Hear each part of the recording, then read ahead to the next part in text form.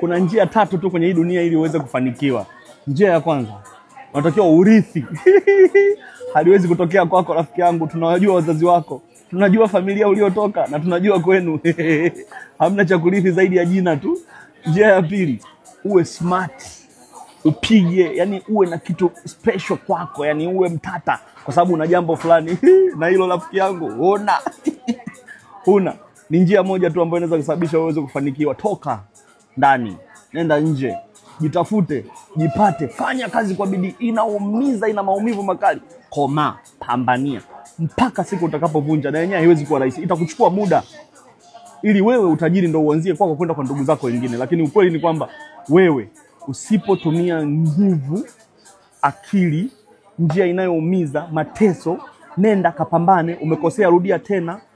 Umefeli, anza upya. Umekosea, sijui imezingua, jitafute tena.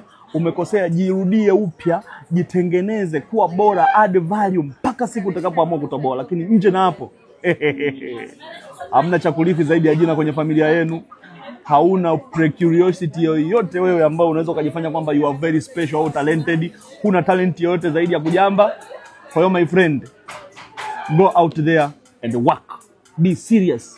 Ukipata mchongo, fanya kazi kwa bidii, acha uvivu. Ondoa matabia yako ya hovyo yote yanayokusababisha urudi nyuma. Na mwisho wa siku komaa mpaka nukta ya mwisho, ndipo utafanikiwa. Nje na hapo utapigwa, utachakaa, utakuwa na makasiriko, utanunia mpaka nzi, utakasirikia hali ya hewa, utanunia watu wengine, utaona matajiri wanatumia na vibaya, utakuwa snitch, utakuwa unaongea sana, na mwisho wa siku hauna utakachokipata. Hakuna njia nyingine kwenye hii dunia nje ya kutoka nje na kwenda kufanya kazi kwa bidii.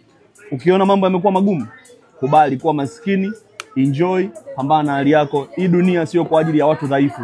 Hii ni dunia ya watu strong ambao wameamua kubadilisha maisha yao. Na mwisho wa siku mazuri huambatana nayo, nao hufurahia maisha. Wakati wewe unaona hela hatuna, ila kuna wenzako hela wanazo.